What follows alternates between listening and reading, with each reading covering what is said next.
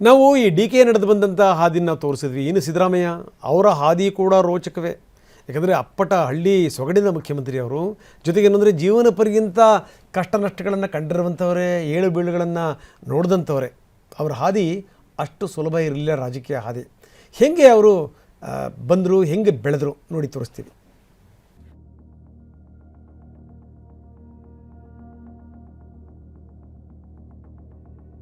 ಸಿದ್ದರಾಮಯ್ಯ ಕರ್ನಾಟಕ ರಾಜಕಾರಣದ ಇತಿಹಾಸದಲ್ಲಿ ಸಿದ್ದರಾಮಯ್ಯ ಅನ್ನೋ ಹೆಸರು ಕೇವಲ ಒಬ್ಬ ವ್ಯಕ್ತಿಯದ್ದಲ್ಲ, ಅದೊಂದು ದಣಿವರಿಯದ ಹೋರಾಟದ ದಿಕ್ಸೂಚಿ, ವಿಶಿಷ್ಟ ದಾಖಲೆಗಳ ಮಹಾಸಂಪುಟ.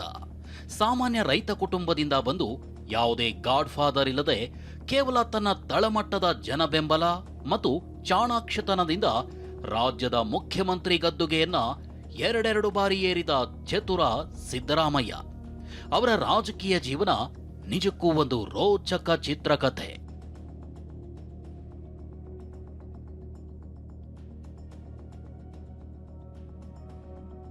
ಕಡುಬಡತನದಿಂದ ಕ್ರಾಂತಿಯ ಕಡೆಗೆ. ಮೈಸೂರಿನ ಸಿದ್ದರಾಮನಹುಂಡಿಯ ಬಡ ರೈತ ಕುಟುಂಬದಲ್ಲಿ 1947 ಆಗಸ್ಟ್ 3ರಂದು ಜನಿಸಿದ ಸಿದ್ದರಾಮಯ್ಯ ಮುಂದೆ ಈ ನಾಡಿನ ದೊರೆಯಾಗ್ತಾರೆ ಅಂತ ಯಾರೊಬ್ಬರೂ ಅಂದುಕೊಂಡಿರಲಿಲ್ಲ ಅನ್ಸುತ್ತೆ. ತಂದೆ ಸಿದ್ದರಾಮೇಗೌಡ, ತಾಯಿ ಬೋರಮ್ಮಗೆ 6 ಜನ ಮಕ್ಕಳು. ಈ ಪೈಕಿ ಸಿದ್ದರಾಮಯ್ಯ 4ನೇಯವರು. ಬಾಲ್ಯದಲ್ಲಿ ಶಿಕ್ಷಣ ಪಡೆಯೋದೇ ಕಷ್ಟಕರವಾಗಿತ್ತು. ಅಂಥದ್ರಲ್ಲಿ ಹಳ್ಳಿಯಲ್ಲಿ ದನ ಕಾಯ್ತಾ ಜಾನಪದ ಕಲೆ, ವೀರಗಾಸೆ ನೃತ್ಯ ಮಾಡ್ತಿದ್ದ ಹುಡುಗ ಮುಂದೆ ಕಾನೂನು ಪದವಿ ಪಡೆದಿದ್ದು ಸಿದ್ದರಾಮಯ್ಯ ಜೀವನದಲ್ಲಿ ಕಂಡ ಮೊದಲ ಯಶಸ್ಸು ಅಂದ್ರೆ ತಪ್ಪಾಗಲಿಕ್ಕಿಲ್ಲ. ಪ್ರೊಫೆಸರ್ ನಂಜುಂಡಸ್ವಾಮಿ ಅವರ ಒಡನಾಟದಲ್ಲಿ ಸಮಾಜವಾದಿ ಸಿದ್ಧಾಂತಕ್ಕೆ ಆಕರ್ಷಿತರಾದ ಸಿದ್ದರಾಮಯ್ಯ ತಳ ಸಮುದಾಯದ ಧ್ವನಿಯಾಗಿ ರಾಜಕೀಯ ರಂಗ ಪ್ರವೇಶ ಮಾಡ್ತಾರೆ. 1983ರಲ್ಲಿ ಮೊದಲ ಬಾರಿಗೆ ಲೋಕದಳ ಪಕ್ಷದಿಂದ ಶಾಸಕರಾಗಿ ವಿಧಾನಸಭೆ ಪ್ರವೇಶಿಸಿದ ಸಿದ್ದರಾಮಯ್ಯ ತಮ್ಮ ಚಾಣಾಕ್ಷತನದಿಂದ ರಾಜ್ಯ ರಾಜಕೀಯದ ದೈತ್ಯ ಶಕ್ತಿಯಾಗಿ ಬೆಳೆದು ನಿಂತಿದ್ದಾರೆ. 1978ರಲ್ಲಿ ರಾಜಕೀಯಕ್ಕೆ ಎಂಟ್ರಿ ಕೊಡುವ ಸಿದ್ದರಾಮಯ್ಯ ಮೊದಲಿಗೆ ಮೈಸೂರು ತಾಲೂಕು ಅಭಿವೃದ್ಧಿ ಮಂಡಳಿ ಸದಸ್ಯರಾಗ್ತಾರೆ. ಬಳಿಕ 1978ರಲ್ಲಿ ಭಾರತೀಯ ಲೋಕದಳ ಪಕ್ಷದಿಂದ ಸ್ಪರ್ಧಿಸಿ ಕನ್ನಡ ಕಾವಲು ಸಮಿತಿಯ ಮೊದಲ ಅಧ್ಯಕ್ಷರಾಗಿ ಆಯ್ಕೆಯಾಗ್ತಾರೆ. ಭಾಷಾಭಿಮಾನ ಮತ್ತು ಆಡಳಿತದಲ್ಲಿ ಕನ್ನಡ ಜಾರಿಗೆ ಶ್ರಮಿಸ್ತಾರೆ. ಬಳಿಕ 1983ರಲ್ಲಿ ಜನತಾ ಪರಿವಾರದ ಮೂಲಕ ಅದೃಷ್ಟ ಪರೀಕ್ಷೆಗಿಳಿದ ಸಿದ್ದರಾಮಯ್ಯ ಚಾಮುಂಡೇಶ್ವರಿ ಕ್ಷೇತ್ರದಿಂದ ಮೊದಲ ಬಾರಿ ಶಾಸಕರಾಗಿ ವಿಧಾನಸೌಧಕ್ಕೆ ಕಾಲಿಡ್ತಾರೆ. ಬಳಿಕ 1985ರಲ್ಲಿ ಮರುಚುನಾವಣೆಯಲ್ಲಿ ಗೆದ್ದು ರಾಮಕೃಷ್ಣ ಹೆಗಡೆ ಅವರ ಸರ್ಕಾರಕ್ಕೆ ಸಿದ್ದರಾಮಯ್ಯ ಬೆಂಬಲ ಘೋಷಣೆ ಮಾಡ್ತಾರೆ. ಜನತಾದಳ ಸರ್ಕಾರದಲ್ಲಿ ಸಾರಿಗೆ ಮತ್ತು ಪಶುಸಂಗೋಪನೆ ಸಚಿವರಾಗಿ ಸೇವೆ ಸಲ್ಲಿಸ್ತಾರೆ. 1994ರಲ್ಲಿ ಎಚ್ ಡಿ ದೇವೇಗೌಡರ ಸಂಪುಟದಲ್ಲಿ ಮೊದಲ ಬಾರಿಗೆ ಹಣಕಾಸು ಸಚಿವರಾಗ್ತಾರೆ. ಅಲ್ಲದೆ ಜೆಎಚ್ ಪಟೇಲ್ ಸರ್ಕಾರದಲ್ಲಿ ಉಪಮುಖ್ಯಮಂತ್ರಿಯಾಗಿ ಮತ್ತು ಹಣಕಾಸು ಸಚಿವರಾಗಿ ಸೇವೆ ಸಲ್ಲಿಸ್ತಾರೆ. ನಾನು 83ರಲ್ಲಿ ಶಾಸಕನಾದವನು, 78ರಲ್ಲಿ ತಾಲೂಕಾ ಬೋರ್ಡ್ ಮೆಂಬರ್ ಆದವನು. ಸುಮಾರು 50 ವರ್ಷ ಆಗ್ತಾ ಬಂದಿದೆ. ನನ್ನ ರಾಜಕೀಯ ಜೀವನ ತೆರೆದ ಪುಸ್ತಕ. ಇವತ್ತಿನ ರಾಜಕೀಯದಲ್ಲಿ ಜನಶಕ್ತಿ ಇರೋರು ಮಾತ್ರ ರಾಜಕೀಯ ಉಳ್ಕೊಳ್ಳಲಿಕ್ಕೆ ಸಾಧ್ಯ. ನಾನೆಂದೂ ಕೂಡ ನಾನು ನಂಬ್ಕೊಂಡಿರ್ತಕ್ಕಂಥ ಮೌಲ್ಯಗಳು ಅವುಗಳ ಜೊತೆ ರಾಜಿ ಮಾಡ್ಕೊಂಡಿಲ್ಲ. ಸಿದ್ದರಾಮಯ್ಯ ಅವರ ರಾಜಕೀಯ ಜೀವನಕ್ಕೆ ಅತಿ ದೊಡ್ಡ ಮೈಲೇಜ್ ಕೊಟ್ಟಿದ್ದು ಅವರ ಆರ್ಥಿಕ ಶಿಸ್ತು ಮತ್ತು ಬಜೆಟ್ ಮಂಡನೆಯ ಚಾತುರ್ಯ. 2006ರಲ್ಲಿ ಜನತಾ ಪರಿವಾರ ತೊರೆದು ಕೈ ಹಿಡಿದ ಸಿದ್ದು 2006ರಲ್ಲಿ ಸಿದ್ದರಾಮಯ್ಯ ಕಾಂಗ್ರೆಸ್ ಪಕ್ಷಕ್ಕೆ ಸೇರ್ಪಡೆಯಾಗ್ತಾರೆ. ಆದರೆ ಕೈ ಹಿಡಿಯೋದಕ್ಕೂ ಮುನ್ನವೇ ಸಿದ್ದು ರಾಜ್ಯ ರಾಜಕೀಯದಲ್ಲಿ ಪ್ರಭಾವಿಯಾಗಿ ಬೆಳೆದಿದ್ರು. 1996ರಲ್ಲಿ ದೇವೇಗೌಡರು ಸಿಎಂ ಹುದ್ದೆ ತೊರೆದು ಪ್ರಧಾನಿಯಾಗಲು ದೆಹಲಿಗೆ ತೆರಳುತ್ತಾರೆ. ಹೇಳಬೇಕು ಅಂದ್ರೆ ಸಿದ್ದರಾಮಯ್ಯ ಅಂದೇ ಸಿಎಂ ಆಗಬೇಕಾಗಿತ್ತು. ಆದರೆ ದೊಡ್ಡಗೌಡರು ಜೆಎಚ್ ಪಟೇಲ್ರನ್ನ ಸಿಎಂ ಮಾಡ್ತಾರೆ. ಸಿದ್ದರಾಮಯ್ಯಗೆ ಸಿಎಂ ಪಟ್ಟ ಕೈ ತಪ್ಪುತ್ತೆ.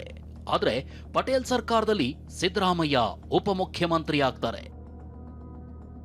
ಅಹಿಂದ ಸಮಾವೇಶ, ಜನನಾಯಕ ಎಂಬ ಪಟ್ಟ. ಜನತಾದಳ ಪಕ್ಷದಲ್ಲಿದ್ದ ಸಿದ್ದರಾಮಯ್ಯ ಅಲ್ಪಸಂಖ್ಯಾತ, ಹಿಂದುಳಿದ ವರ್ಗ ಹಾಗೂ ದಲಿತರನ್ನ ಒಟ್ಟುಗೂಡಿಸಲು ಅಹಿಂದ ಜಪ ಆರಂಭಿಸ್ತಾರೆ. ರಾಜ್ಯಾದ್ಯಂತ ಅಹಿಂದ ಸಮಾವೇಶಗಳನ್ನ ನಡೆಸ್ತಾರೆ. ಹುಬ್ಬಳ್ಳಿಯಲ್ಲಿ ನಡೆದ ಒಂದು ಸಮಾವೇಶ ಸಿದ್ದರಾಮಯ್ಯಗೆ ಜನನಾಯಕ ಅನ್ನೋ ಪಟ್ಟ ತಂದುಕೊಡುತ್ತೆ. ಇದು ರಾಜಕೀಯ ವಲಯದಲ್ಲಿ ವಿರೋಧಿಗಳ ಕಣ್ಣು ಕುಕ್ಕುವಂತೆ ಮಾಡುತ್ತೆ. ಆ ಬಳಿಕ ದೇವೇಗೌಡರ ಜೊತೆಗಿನ ಭಿನ್ನಾಭಿಪ್ರಾಯದಿಂದ ಜೆಡಿಎಸ್ನಿಂದ ಹೊರಬರ್ತಾರೆ. ಅಹಿಂದ ಚಳವಳಿಯ ಮೂಲಕ ಹೊಸ ರಾಜಕೀಯ ಶಕ್ತಿಯಾಗಿ ಉದಯಿಸ್ತಾರೆ. ಇದು ಅವರ ಕೆರಿಯರ್ನ ಅತಿ ದೊಡ್ಡ ಟರ್ನಿಂಗ್ ಪಾಯಿಂಟ್ ಆಗುತ್ತೆ.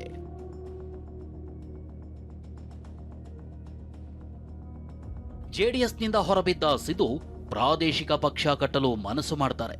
ಆದರೆ ಜುಲೈ 22, 2006ರಂದು ಕಾಂಗ್ರೆಸ್ ಪಕ್ಷಕ್ಕೆ ಸೇರ್ಪಡೆಯಾಗ್ತಾರೆ. ಆದರೆ ಕಾಂಗ್ರೆಸ್ನಲ್ಲಿ ಸಿದ್ದರಾಮಯ್ಯ ಹಾದಿ ಹೂವಿನ ಹಾಸಿಗೆಯಾಗಿರಲಿಲ್ಲ. ಕಲ್ಲು ಮುಳ್ಳಿನ ಹಾದಿಯನ್ನ ಸವೆಸಬೇಕಾಗಿತ್ತು. ಕೈಪಾಳೆಯದಲ್ಲಿ ಅದಾಗಲೇ ಹಲವು ಘಟಾನುಘಟಿ ನಾಯಕರಿದ್ರು. ಎಸ್.ಎಂ. ಕೃಷ್ಣ ಕೇಂದ್ರದತ್ತ ಹೊರಟ್ರೆ ಮಲ್ಲಿಕಾರ್ಜುನ ಖರ್ಗೆ, ಧರಂ ಸಿಂಗ್, ಆರ್.ವಿ. ದೇಶಪಾಂಡೆ, ಡಿ.ಕೆ. ಶಿವಕುಮಾರ್, ಪರಮೇಶ್ವರ್ರಂತ ದಿಗ್ಗಜ ನಾಯಕರ ದಂಡೇ ಇತ್ತು. ಆದರೆ 2008ರಲ್ಲಿ ಬಿಜೆಪಿ ಮತ್ತೆ ರಾಜ್ಯದಲ್ಲಿ ಅಧಿಕಾರಕ್ಕೆ ಬಂದಾಗ ಸಿದ್ದರಾಮಯ್ಯ ತಮಗೆ ವಿರೋಧ ಪಕ್ಷದ ನಾಯಕನ ಸ್ಥಾನ ಬೇಕೇ ಬೇಕು ಅಂತ ಪಟ್ಟು ಹಿಡಿದು 2008ರಿಂದ 2013ರವರೆಗೆ ವಿರೋಧ ಪಕ್ಷದ ನಾಯಕನ ಸ್ಥಾನದಲ್ಲಿ ಕೂರ್ತಾರೆ.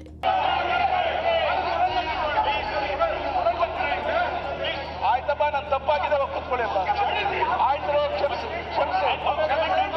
ಆಯ್ತಪ್ಪ, ನಾನು ತಪ್ಪಾಗಿದೆ. ಬಳ್ಳಾರಿ ಪಾದಯಾತ್ರೆ, ಸಿದ್ದರಾಮೋತ್ಸವ, ಒಲಿದು ಬಂತು ಸಿಎಂ ಪಟ್ಟ. ಹೀಗೆ ಸಿದ್ದರಾಮಯ್ಯ ವಿರೋಧ ಪಕ್ಷದ ನಾಯಕನಾಗಿದ್ದಾಗಲೇ 2010ರ ಜುಲೈನಲ್ಲಿ ನಡೆದ ಮುಂಗಾರು ಅಧಿವೇಶನದಲ್ಲಿ ದೊಡ್ಡ ಹೈಡ್ರಾಮಾವೇ ನಡೆದು ಹೋಗುತ್ತೆ. ಬಳ್ಳಾರಿಯಲ್ಲಿ ಅಕ್ರಮ ಗಣಿಗಾರಿಕೆ ವಿಚಾರಕ್ಕೆ ಆಡಳಿತ ಪಕ್ಷ ವಿರೋಧ ಪಕ್ಷಗಳ ನಡುವೆ ವಾಗ್ಯುದ್ಧವೇ ನಡೆದು ಹೋಗುತ್ತೆ. ಈ ವೇಳೆ ಬಳ್ಳಾರಿಗೆ ಬಾ ನೋಡ್ಕೊಳ್ತೀವಿ ಅಂತ ರೆಡ್ಡಿ ಬ್ರದರ್ಸ್ ಸವಾಲು ಹಾಕ್ತಾರೆ. ಇದರಿಂದ ಸಿಟ್ಟಿಗೆದ್ದ ಸಿದ್ದರಾಮಯ್ಯ ತೋಳು ತಟ್ಟಿ ಬಳ್ಳಾರಿಗೆ ಬರ್ತೀವಿ, ರೆಡ್ಡಿ ಮನೆ ಮುಂದೆಯೇ ಮೆರವಣಿಗೆ ಮಾಡ್ತೀವಿ ಅಂತ ಅಬ್ಬರಿಸಿ ಸವಾಲೆಸಿತಾರೆ.